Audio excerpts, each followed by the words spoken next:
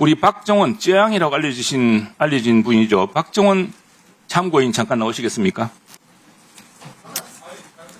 예.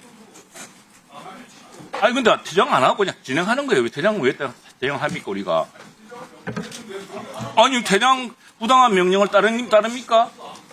앉아 계세요 그냥. 앉아 계세요. 아니 부당한 명령을 왜 따릅니까 우리가? 아니 그러니까 진행하자고 지금. 이게 우리 부른 참고인도 있지 않습니까?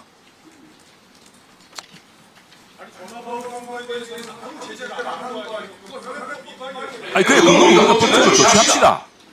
그리고 그 위원장께 법적인 조치를 제가 부탁드립니다. 지금 아니면은 이건 법 위반 사안이라고 합니다. 우리가 변호사들에게 자문해 본 결과는 질의하십시오. 제 마음입니다. 제가 제 발언 시간입니다. 이거 왜 세웁니까?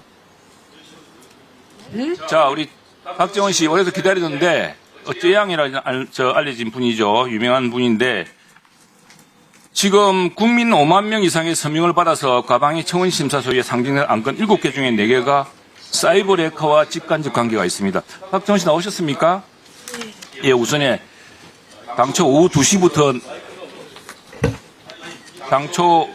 이럴 때 세워요.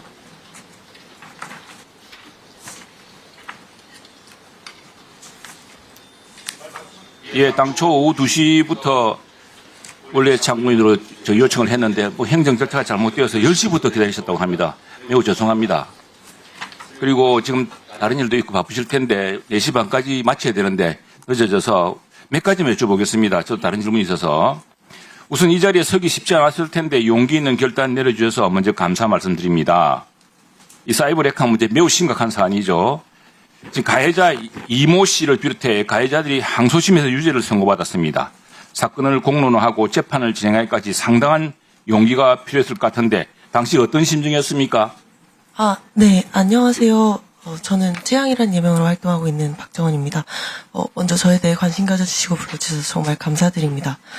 제가 당시의 심정을 여쭈셨는데 제가 당시의 심정을 말씀드리자면은 사실 그 당시에는 정말 아무것도 할 수 없을 만큼 굉장히 두렵고 많이 막막한 상황이었습니다. 그래서 저는 사실 수년간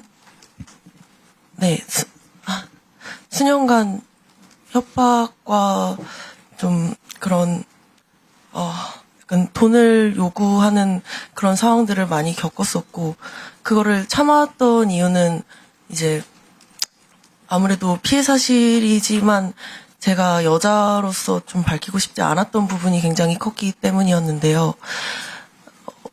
아무튼 그렇게 그런데 이제 결국 좀 그들로 인해서 그런 사실들이 인터넷에 드러나게 되고 심지어 제가 겪었던 피해 사실이 드러나는 것이 아니라 이제 왜곡되고 정말 사실과는 다른 온갖 허위 사실들이 인터넷에 퍼지기 시작했고 저는 그 당시에 그것 때문에 굉장히 너무 힘들었습니다. 솔직히 그들의 보복이 두려워서 아무것도 대응을 할 수도 없었고 소송조차도 할 수도 없었고요. 근데 이제 그 뒤로 좀 주변 사람들의 도움으로 인해서 이제 하나씩 맞서 싸워 나가게 되고 제가 피해야 될 게 아니라 부딪혀야 될 일이라고 생각을 해서 조금씩 이제 소송도 진행하고 해결을 해나가기 시작했습니다. 굉장히 어려운 일이었지만 그때 제가 했던 행동이 잘못을 이제 하시는데 도움이 됐으면 좋겠다고 생각을 했습니다. 정말 어려운 과정을 거쳐오셨습니다. 협박이 있었고 항소심 판결까지 2년 6개월이나 걸렸습니다. 법적 대응과 치료 등을 포함한 피해복에 상당한 시간과 비용이 소모됐을 것입니다. 오늘 우리 쯔양 씨를 부른 것은 우리 국회 가방의 청원심사 소위위원장인 김장겸 의원입니다. 김장겸 의원이 맡고 있는 청원심사 소위에 상정된 안건, 이건 국민 5만 명 이상이 서명을 해야 되는 것입니다. 상정된 안건 7개 중 4개가 사이버 레카와 직간접 관계가 있을 것입니다. 이 사이버 레카들은 엉뚱한 명분을 삼아서 피해자들에게 명예훼손 그리고 정신적 고통을 가할 뿐 아니라 허위 정보 유통으로 사회적 분열까지 주장합니다. 만약 일반 시민이 비슷한 피해를 입었다면은 현행 제도상 상당한 시간과 비용을 감내하고서라도 이렇게 대응할 실익이 참 딱 어렵다고 생각됩니다. 이 피해복 과정에서 정부, 예컨대 방통위나 또 이 사이버레카의 통로가 되는 유튜브의 조력을 받은 적이 있습니까? 유튜브에 혹시 그런 도움을 요청한 적이 있습니까? 아, 네, 저희는 사실 유튜브나 이제 플랫폼에서는 이제 저희가 직접 이용하는 신고 절차를 이용을 했고요. 네, 그렇게 네, 직접 이렇게 유튜브와 소통을 해서 신고 절차를 밟아서 이용을 했었습니다. 유튜브가 지금 이제 특히 정부 방통위도 지금 2년 동안 그 일을 못했기 때문에 이걸 적절하게 조치를 해주기 어려웠을 거로 보여집니다만 그래도 이건 뭐 저 방통위 심의 사항도 아니었지 않습니까? 방통위는 이 부분을 보호하려고 노력한 적이 있습니까? 이 담당자 누구시죠? 사이버레카의 침해 사안에 대해서 방통위가 이런 피해자들에게 조력을 주기 위해서 노력한 적이 있습니까? 답변해 보세요. 제가 알기로는 죄송합니다. 네. 현재까지는 저기 잠깐 계시네. 짧게 이야기하세요. 지금 시간이 너무 없습니다. 이용자 정책국장입니다. 저희가 이게 사이버레카 문제가 사회적으로 심각하게 제기됨에 따라서 이상희 위원님께서 발의를 해주셨는데요. 이용자 제재 절차나 기준을 약관에 마련하는 사업자의 자율체 규제 책임을 강화하기 위한 망법 개정안을 발의한 바 있습니다.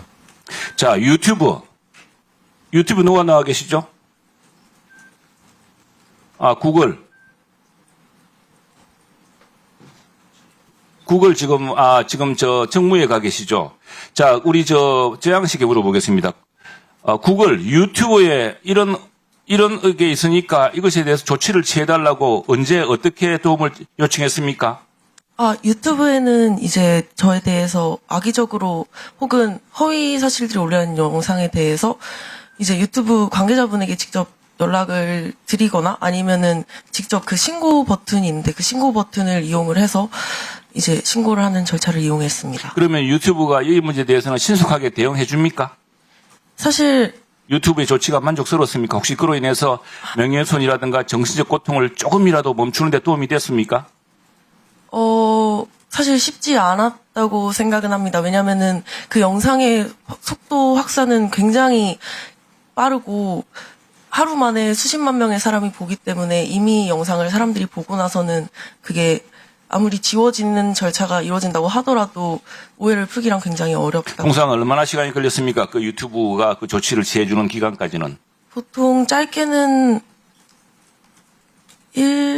일주일에서 길게는 아예 지워지지 않았던 영상들도 있습니다. 근데 나중에 따져보겠지만은 이번에 JTBC의 냉부회에 대통령 부부가 출연한 것을 가지고서 댓글 올린 것은 12,000건을 순식간에 없애버렸습니다.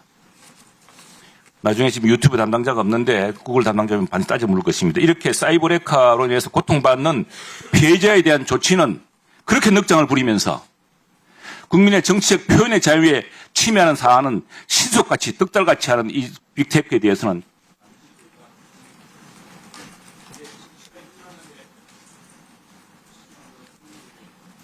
제가 드리겠습니다.